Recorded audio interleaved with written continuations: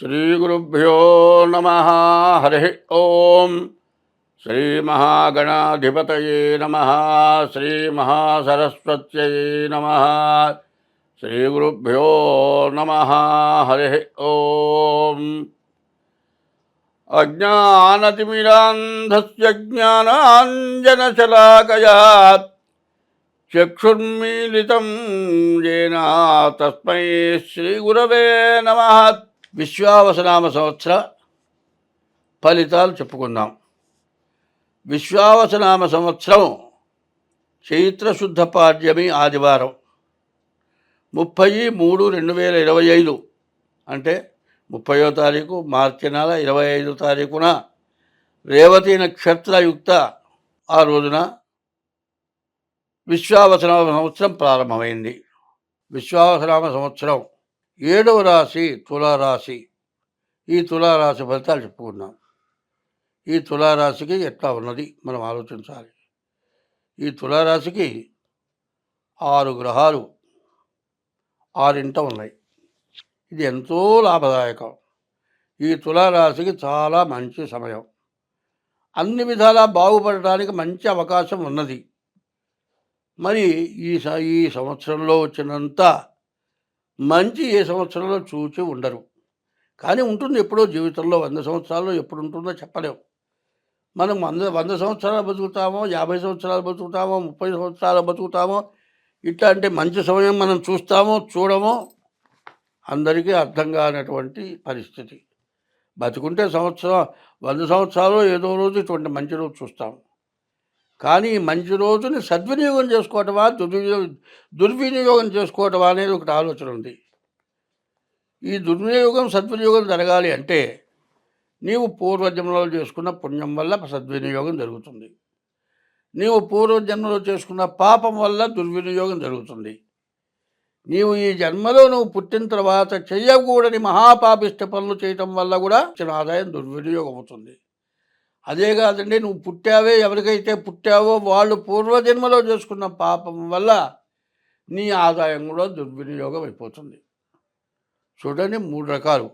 ఆగామి సంచిత ప్రారంభాలు. పూర్వజన్మలో చేసింది కానీ, నువ్వు ఈ జన్మలో చేసింది కానీ, నిన్ను కన్నవాళ్ళు చేసింది కానీ, మంచా చెడ ఇది ఉంది. దీనికోసం బాగుంది కదా అని అహంకారపడద్దు. ఎందుకంటే ఈ రాశికి కుజుడు ఒకడు బాగున్నాడు. 6 గ్రహాలు బాగున్నాయి. గురువు కేతువు బాగాలేరు. గురువు అష్టమంలో ఉన్నాడు. ప్రాణకంటకుడు. ప్రాణం తీసినంత పని చేస్తాడు. ఎక్కడో నువ్వు ఏదో పని చేయరాని పని చేయొచ్చు. ఎందుకంటే ఎట్టా ఉంటుందంటే, ఒక పతివ్రత అయినటువంటి ఆడపిల్లని చెరిచాడనుకోండి, ఆమె ఖచ్చితంగా చెబుతుంది, నువ్వు జీలుపాలైపోతావు. మంచి నీకు బలం ఉంది, నీవు చేయడానికి అవకాశం దొరికింది, నీవు చెడు పని చేస్తే జీలుపాలుగా తప్పదు.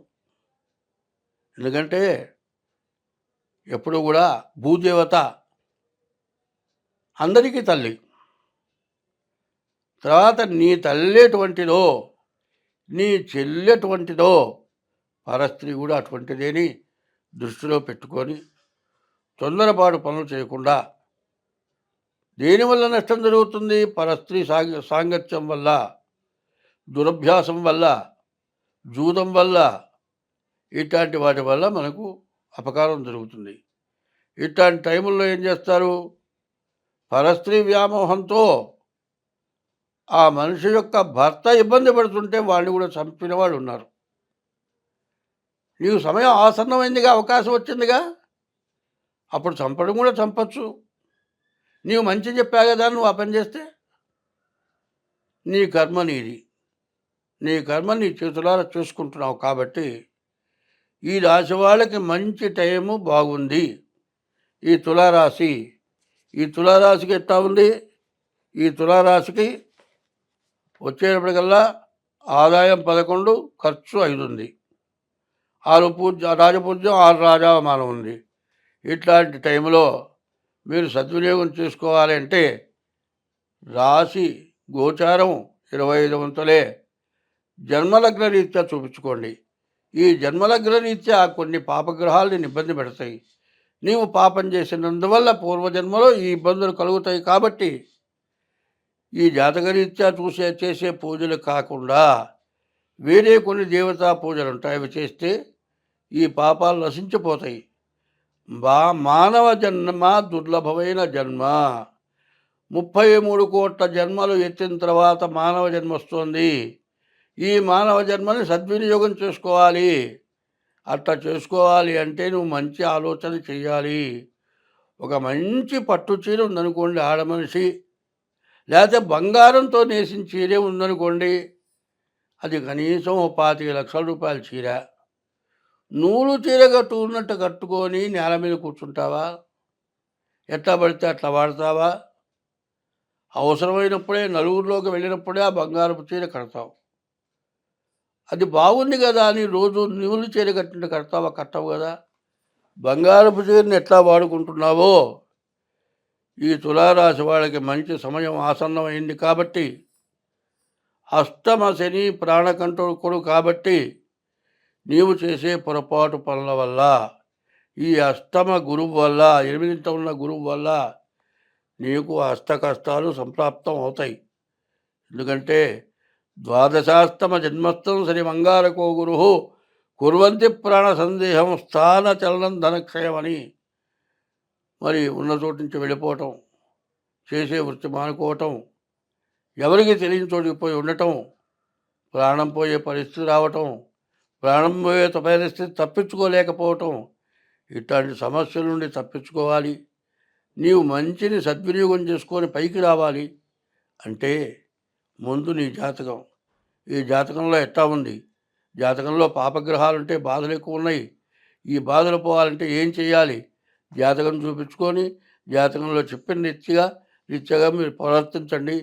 ఈ సంవత్సరం మీరు వెంటనే సంవత్సరాది రాకమునిపే మీ డేట్ ఆఫ్ బర్త్ ద్వారా కానీ, డేట్ ఆఫ్ బర్త్ లేకపోతే హస్తదాముద్రిక ద్వారా కానీ మీ జాతకం చూపించుకొని మీ మంచి సమయాన్ని బాగా వృధా చేయకుండా సద్వినియోగం చేసుకోండి. ఈ రాబోయే విశ్వావసనామ సంవత్సరం, కొత్త సంవత్సరంలో ప్రత్యేకమైనవి, ముఖ్యమైనవి, వినాల్సినవి, పాటించాల్సినవి ఉన్నాయి. అవి చాలా కొద్దిలో ముఖ్యంగా చెబుతూ ఉన్నా. రాజకీయంలో సమస్యలు బాగా ఎక్కువగా ఉన్నాయి. రాజకీయ నాయకులు ఎవరు కూడా ఒక పద్ధతిలో నిలబడే లక్షణాలు లేవు. రాజకీయ పరిపాలన చేయడానికి పరిపాలకులకి సమస్యలు ఎక్కువగా ఉంటున్నాయి.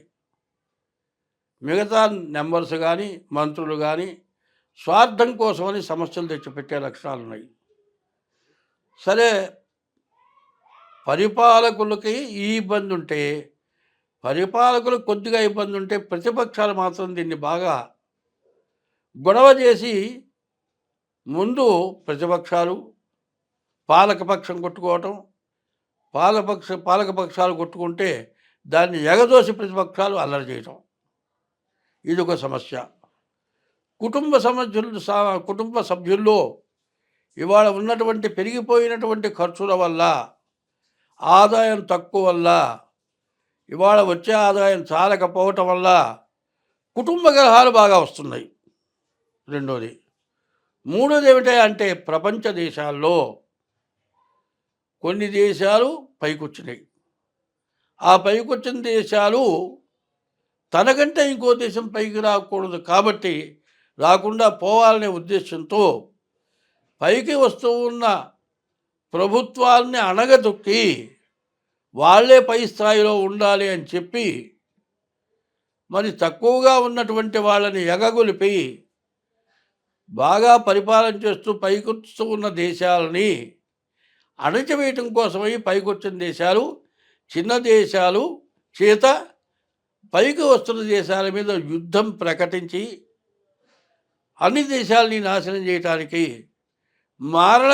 కాండతో యుద్ధాలు జరిపే లక్షణాలు బాగా ఎక్కువైనాయి. ఇదివరకు మీరు చూచారు. మరి ఏమైంది? అమెరికా, రష్యా ఉన్నాయి. ఈ రష్యా బాగుంటే ఒకప్పుడు కొంత విడబడది. తర్వాత మరి రష్యాలో ఉక్రెయిన్ అనే ఓ భాగం దాంట్లోది. సరే, వాళ్ళకి తేడాలు వచ్చి గొడవలు పెంచుకోవటం ఎందుకని వాళ్ళు విడబడిపోయినారు. సరే వాళ్ళలో వాళ్ళకి మళ్ళీ ఏదో కొద్దిగా గొడవ వచ్చింది. అయితే ధర్మంగా రష్యా విడగొట్టినటువంటి ఉక్రెయిను రష్యాని అణిచివేయాలనే ఉద్దేశం దానికే కలిగిందో, వేరే దేశాలు వాళ్ళని ప్రగల్భితే, వాళ్ళ ఎగ్గునిపితే వాళ్ళు యుద్ధానికి దిగారో తెలియదు కానీ అది పెద్ద యుద్ధం జరిగేది, ప్రపంచ యుద్ధం అవుతుందేమో అనిపించే పరిస్థితి వచ్చినప్పుడు ఉక్రెయిన్ సర్వనాశనం అయిపోయింది. ఇప్పటికీ ఇంత జరిగిన తర్వాత యుద్ధాన్ని ఆపటానికి కొన్ని ప్రపంచ దేశాలు పట్టుబడితే యుద్ధం ఆగింది. కానీ యుద్ధం జరిగింది, తర్వాత రష్యాని నష్టపరిచింది, ఉక్రెయిన్ నష్టపడ్డది. కానీ ఈ యుద్ధంలో కొన్ని దేశాలు మాత్రం బాగుపడ్డాయి. ఇట్లాంటివి చాలా జరగటానికి ఇప్పుడు బాగా అవకాశాలు ఉన్నాయి.